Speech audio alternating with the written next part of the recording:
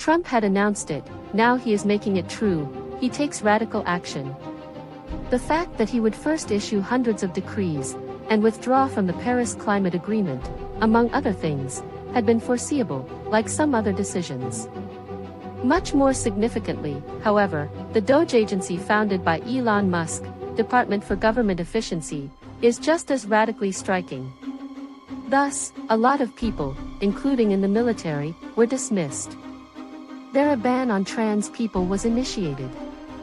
Government institutions such as USAID have also been dissolved, their employees dismissed, even though they are actually only helping other people.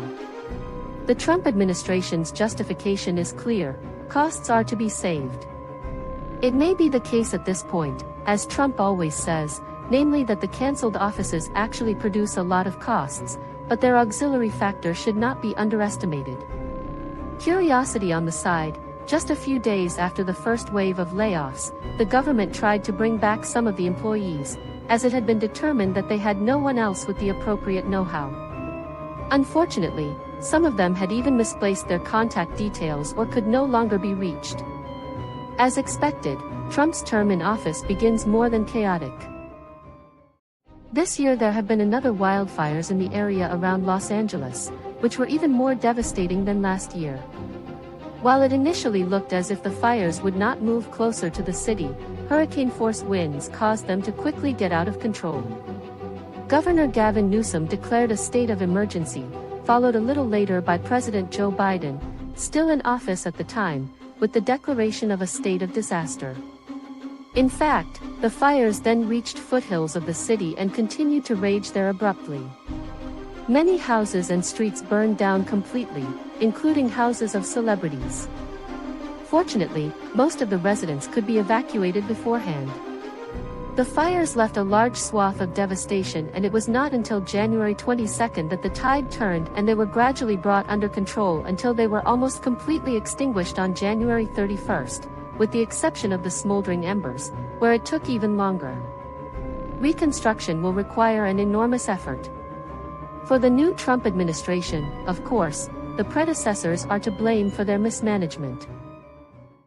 At some point, of course, the time had to come, and after 3 months on Saturn's moon Titan, Sean Christopher's team is now about to return.